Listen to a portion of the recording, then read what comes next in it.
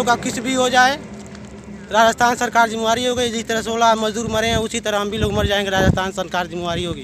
Hello, अरे sir, हम लोग कितने भूखे मरे आपको मालूम है? वजह क्या रहेगी आप लोग वापस आ रहे हैं? एक डेढ़ महीना से बैठ के खा रहे हैं, कोई काम धंधा नहीं तो क्या करेंगे। तो अब कहाँ जाना कहाँ आपने? अभी बिहार जाना है। तो बिहार से फिर जब लॉकडाउन खत्म हुआ तो फिर वापस जाएंगे आप? अभी नहीं आना है हमको, दिल्ली नहीं जाएंगे अब? नहीं जाना है दिल्ली। मज़दूर हैं इसीलिए मौत मिली है बोनस में। मज़दूर हैं इसीलिए मौत मिली है बोनस में। मजबूत अगर हम भी होते तो उड़न खटोला से बुलाए जाते।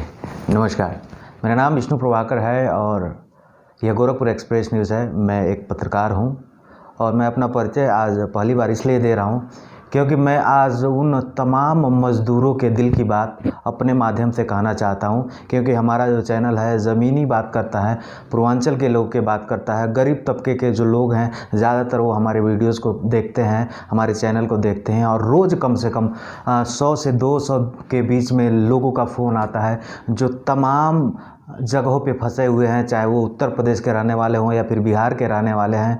कोई मध्य प्रदेश में फंसा है, कोई भोपाल में फंसा है, कोई दिल्ली में फंसा है, कोई राजस्थान में फंसा है, कोई कर्नाटक में फंसा है, कोई महाराष्ट्र में फंसा है। मतलब अपने घर से दूर तमाम प्रदेशों में फंसे हैं और रोज़ उनका फ़ोन आता है और इस उम्मीद के साथ फ़ोन करते हैं कि भैया कुछ गुड न्यूज़ सुनाएंगे और हमारी सरकार हमें बुलाएगी।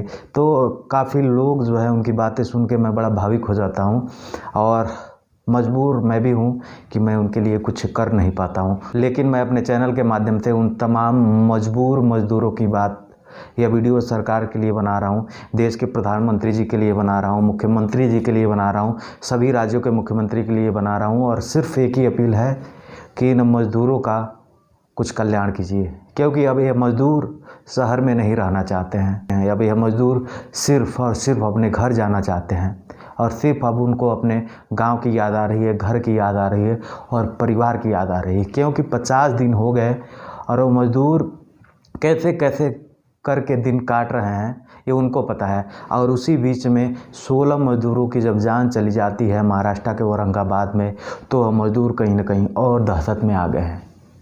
तो ये वीडियो हमारे देश के सभी सम्मानित नेताओं के लिए है, चाहे वो सत्ता पक्ष के लोग हों या फिर विपक्ष के लोग हैं। बस मेरी एक ही अपील है कि उन मज़दूरों के लिए आप लोग ज़रूर कीजिए जो बहुत परेशान हैं। अब सोचिए कि उनकी कितनी हिम्मत है कि वो 3-3 हज़ार किलोमीटर से पैदल चलकर अपने घर के लिए निकल गए हैं। कल मुझे राजस्थान के जोधपुर ज़िले से फ़ोन आया था और कुशीनगर और महाराजगंज जनपद के लगभग 40 मज़दूरों का कहना है कि जैसे औरंगाबाद में 16 लोग की जान चली गई, हम लोग भी कट के मर जाएंगे क्योंकि हम मजबूर हैं।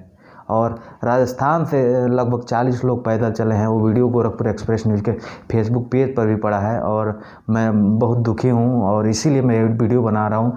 मैं पूछना चाहता हूँ, क्या देश के राष्ट्र निर्माण में इन मज़दूरों का हाथ नहीं है? आप कोटा से तो उन बच्चों को बुला लेते हो, लेकिन जो मज़दूर महाराष्ट्र से निकलकर अपने गांव के लिए जाता है और थक हार के ट्रेन के पटरी पर सो देता है और अपनी जान गंवा देता है, क्या उसके कोई सपने नहीं हैं? आखिर सपने तो उसके अंदर भी होंगे कि हम अपने घर से निकले हैं, मुंबई गए हैं कमाने के लिए और मुंबई आए हैं तो कुछ सपने लेके ज़रूर आया होगा कि घर बनाना है, बिल्डिंग बनाना है, गाड़ी खरीदना है, बेटे की शादी करना है, बेटी की शादी करना। क्या यह उसके सपने नहीं है? यह भी तो राष्ट्र निर्माण का एक हिस्सा है। मैं पूछना चाहता हूँ, जो विदेशों से उन तमाम टूरिस्टों को, तमाम लोगों को बुला ले रहे हैं, जो दूसरे देश में हैं उनको बुला लिया जा रहा है, लेकिन जो अपने देश में हैं, जो अपने देश में मर रहे हैं, उनके लिए क्यों नहीं सरकार सोच रही है? फिर भी मैं शुक्रिया करूंगा उत्तर प्रदेश की सरकार का, जो सबसे ज़्यादा एक्टिव है और सबसे ज़्यादा मज़दूरों को बुला रही है। इसके लिए मैं मुख्यमंत्री योगी आदित्यनाथ जी का भी धन्यवाद करूंगा। लेकिन मैं चाहूँगा, संख्या बहुत ज़्यादा है सर,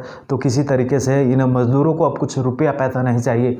इन मज़दूरों को सिर्फ अब अपना घर दिखाई दे रहा है और कैसे भी वे घर जाना चाहते हैं, मजबूर होकर 3000 किलोमीटर, कोई हैदराबाद से, कोई बेंगलोर से, कोई कर्नाटका से, कोई राजस्थान से पैदल चल रहे हैं। कितना उनके अंदर विश्वास जग गया है, कितना वो मोटिवेट हो गए हैं। आखिर क्यों? क्योंकि अब उन्हें पैसे की दरकार नहीं है, अब सिर्फ उनके दरकार है उनके परिवार की। और वो सोच रहे हैं कि हम किसी तरह अपने परिवार के लोगों को देख लें, क्योंकि वो लोग डरे सामे लोग हैं। लेकिन फिर भी मैं इसी बीच में हम अपने देश के उन तमाम मजदूरों से भी कहूँगा कि आप लोग धैर्य रखिए, घबराइए मत। गवर्नमेंट काम कर रही है, लेकिन थोड़ा सा मज़दूरों के ऊपर विशेष ध्यान दिया जाए, क्योंकि जो लोग विदेश में फंसे हुए हैं वो तो बाद में भी आ सकते हैं, वो लोग अभी भी सही और सेफ़ हैं और कुल मिला के उनकी इतनी कैपेसिटी होगी कि वो 10 दिन 20 दिन 1 महीने तक अपने आप को सही तरीके से रख सकते हैं। लेकिन जो मज़दूर रोटी के लिए तरस रहा है और रेलवे की पटरियों पर दौड़ रहा है घर जाने के लिए, उसके लिए कब सरकार सोचेगी। बस मैं इस वीडियो को इसलिए बना रहा हूँ कि हमारे तमाम मज़दूर भाइयों का फ़ोन आता है और मन दुखी हो जाता है। मैं खुद जो है बेंगलोर में फंसा हूँ, लेकिन मैं उनका दुख सुन के बहुत ज़्यादा दुखी हो जाता हूँ और हमारा टीम, हमारी चैनल तमाम लोगों की मदद भी कर रही है। अपने न्यूज़ के माध्यम से उन तमाम लोगों की बात सरकार की तरफ पहुँचाने की कोशिश करते हैं। तो प्लीज़ हम सबसे उम्मीद करते हैं, देश के सभी नेताओं से, राज्य के सभी मुख्यमंत्रियों से, और विशेष करके माननीय प्रधानमंत्री नरेंद्र मोदी जी से अपील करना चाहते हैं कि इन मज़दूरों के लिए कुछ सोचिए। और सबसे बड़ी बात, एक और दुख की बात, कि बड़े बड़े एसी वाले कमरे में रहकर बड़े बड़े नेता ट्विटर और फेसबुक पर लिख देते हैं सत सत नमन और श्रद्धांजलि।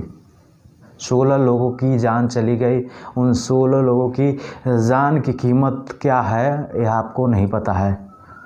उसकी कीमत या तो वो खुद जानता होगा या फिर उसका परिवार जानता होगा। मैं बड़ा दुखी मन से वीडियो बना रहा हूँ, क्योंकि मैं खुद यह महसूस कर रहा हूँ। सपोज़ कि मैं खुद फंसा हूँ, मैं बेंगलोर में हूँ और मेरे भी बहुत सपने हैं कि मैं पूरे इंडिया में अपना नाम करना चाहता हूँ, देश में नाम करना चाहता हूँ, ईमानदारी से पत्रकारिता में काम करके अपनी एक पहचान बनाना चाहता हूँ। फिर भी मन में डर लगता है कि मैं बेंगलोर में हूँ और मुझे कुछ हो गया तो मेरे परिवार को क्या होगा और मेरे सपनों का क्या होगा। मेरे सारे सपने धरे रह जाएंगे। अभी 3 दिन पहले कर्नाटक गवर्नमेंट ने फैसला लिया तमाम बिल्डरों से मीटिंग करके कि जो मज़दूर यहाँ कर्नाटक में हैं उनको नहीं जाने देना है और सारी ट्रेनें रद्द कर दिया। और उसके बाद कि ये मज़दूर यहीं काम करेंगे, लेकिन फिर भी कोई मज़दूर काम पे जाने के लिए रेडी नहीं है। जब वो मज़दूर मर रहे थे तब आपको उन मज़दूरों की चिंता नहीं हुई और आज आपको बिल्डिंग और बड़े बड़े बंगले बनवाने हैं तो उन मज़दूरों को चिंता हो रही है।